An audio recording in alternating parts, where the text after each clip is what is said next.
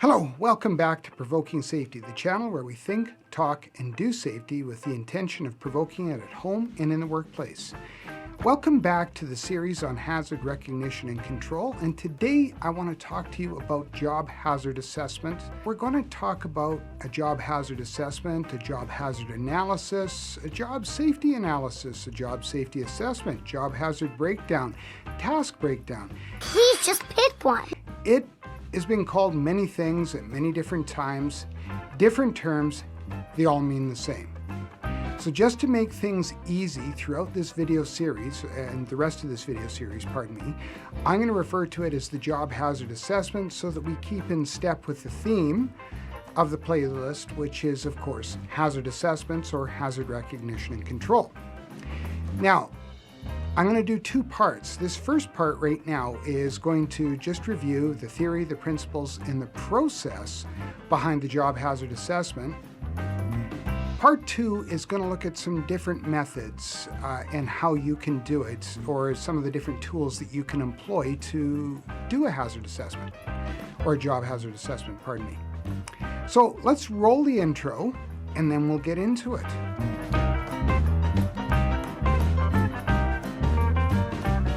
Okay, so you're back.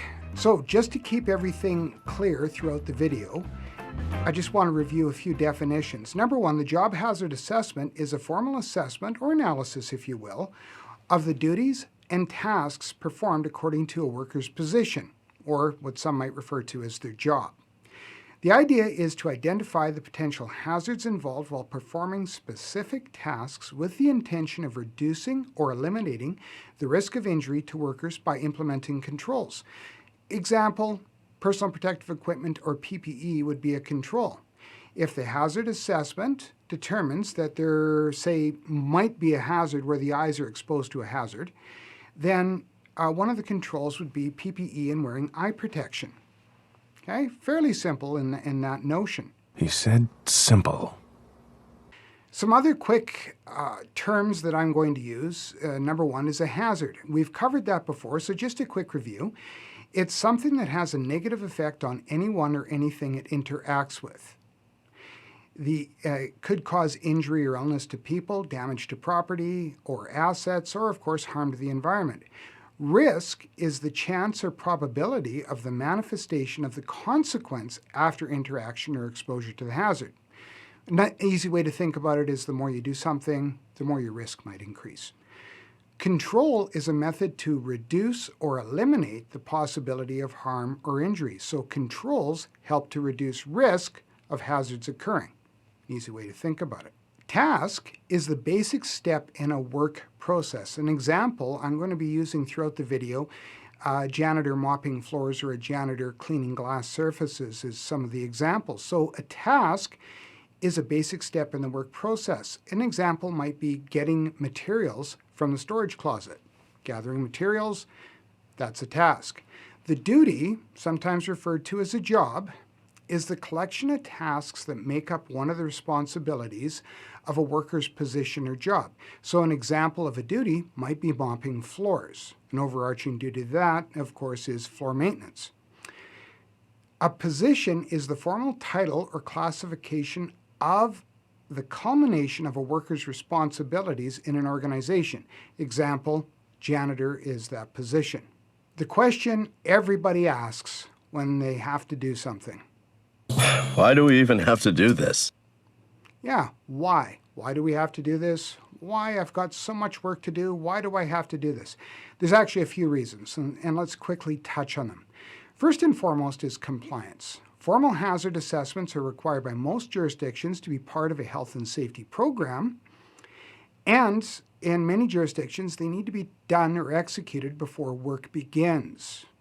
So in other words, if a worker is newly hired, part of their new hire orientation process, yeah, sounds like another video is going to be needed, is to know the hazards that are involved with the work that they're doing, so having an opportunity to review a formal job hazard assessment.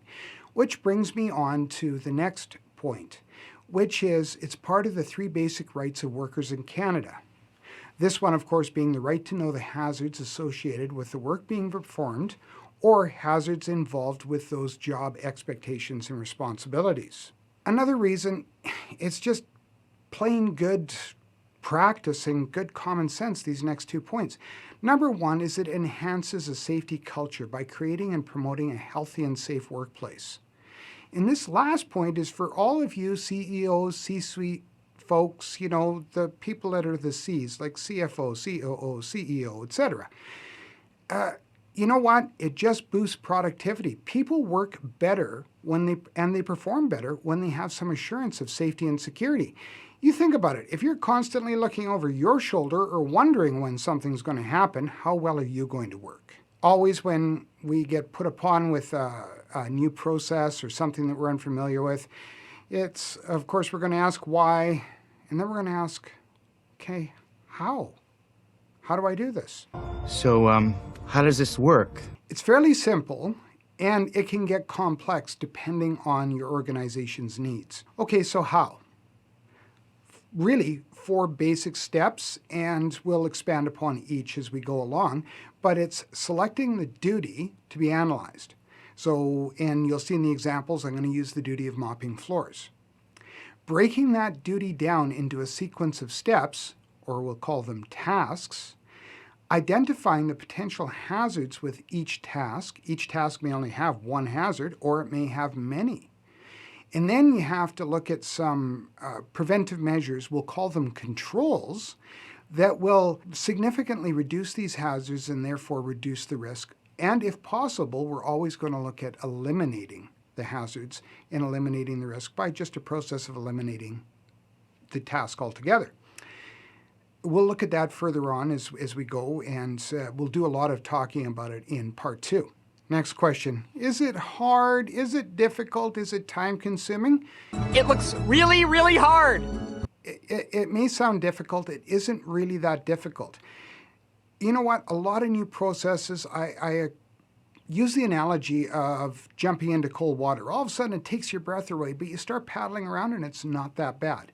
The process isn't that difficult. It can range from simple to complex based on your organization's needs.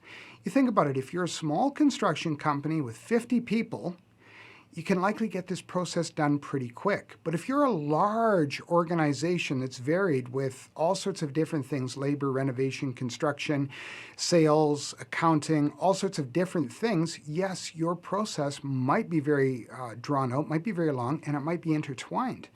So once again, that's going to be based on your organizational needs. It's not necessarily that difficult. Once you get started, you'll find it's pretty easy to finish. It's once again just that simple process. Identify the duties, identify the tasks of the duties, consider the hazards with each task, implement controls. Okay, if you always look at the basics of things, they don't necessarily have to be that difficult. And of course, the question that everybody asks is, who done it? Who's got to do it? Or who's involved? Or who does this? Who's responsible? Well, guess whose responsibility it is? I guess it's a both and, or everybody. Anybody that's in charge of the organization should be assigning the responsibility for this work to get done. Ideally, it should be the workers that are experienced with the duties and tasks that are performed. They must be experienced with it and have a good, intimate knowledge of them. Really and truthfully, you don't get your accountant to do your plumbing and you don't get your plumber to do your taxes. Maybe both are qualified and able, but it's not necessarily the case. Same thing at work. You don't necessarily get the front-end receptionist to be looking after, say, building maintenance, job hazard assessments. It doesn't make sense. So at minimum, people that are familiar with the tasks involved and the work being done should be involved in the authoring and creation. In some cases, third parties may get hired, like a group of safety professionals may get hired to come in and give a company a springboard and an ability to get started on it. This case, there's a lot of times the tasks may need to be observed. That's my observation, for whatever it's worth.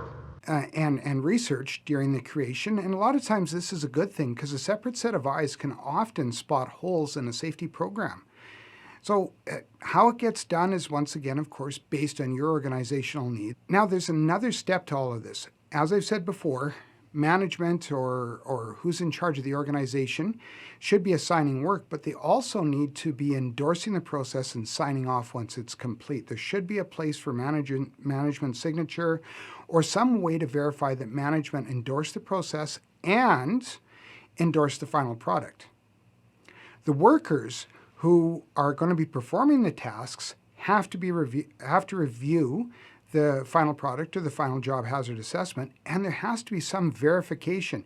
This can be done numerous ways. A sign-off sheet, Outlook polls with Microsoft Outlook, all sorts of different methods, and I'll be talking a little bit more about those in part 2. Okay, so stay tuned for part 2. Oh, quick note, if you haven't already, please feel free to subscribe. Hit the notification bell, click all, and you'll get notified when I add new content. Now, this brings me to another step, and that's the mandatory elements. It's not just a matter of writing it down on a Word document or making an Excel spreadsheet. There has to be some mandatory element, or there is the inclusion of mandatory elements in order to meet compliance. In a lot of cases, especially if you're involved in any kind of auditing process, such as certificate of recognition, there has to be some elements present in every job hazard assessment. Very first one is dates. Date of creation or date it was written. And if you're reviewing an old one, the date of review, there has to be some notification on it of an expiry date. Or you can just simply say this expires 1 year from the creation date, whatever the case may be. Or you can add a field with the expiry date. Now, unless there is a time limitation already established by legislation, it's a good practice to also include this in your health and safety program. Next point is the authors have to be identified. Whoever was involved in the creation has to be noted. The other thing is a JHA can include more than one position. I belonged to an organization and I had janitors that worked under me. I was a manager of safety and facility services, but I also had day porters, people that were during the day, emptied garbages, did quick cleanup, etc. And virtually the same job, but a different title. So they should be featured on this as well. The next thing is the duties, the tasks, the hazards, and the controls have to be clearly identified. One quick note is audit requirements are that all of this whole process has to be prioritized. In other words, from most riskiest or highest hazard down to the lowest hazard. We'll talk about that a little bit more when we go on to the next segment, which will involve methodology. Once again, as the mandatory elements go, there also has to be that management endorsement and sign-off, and of course, worker verification. This is done because supervisors in many jurisdictions are tasked with and required as a part of compliance to ensure that hazard assessments are done and completed. So this is a good way to verify that due diligence has taken place. Also, workers have to verify either through a signature or some other methodology that they have viewed the job hazard assessment and are aware of it. Okay, this brings to a close part 1 of the job hazard assessment training or the job hazard assessment overview. I'm going to ask you to please take part in or participate in step 2 or part 2, which is reviewing the different methods that you're going to be able to use to do a job hazard assessment. I'm going to go over each, the pros and cons with each, and it's going to be up to you, of course, to make your choice. See you in part 2.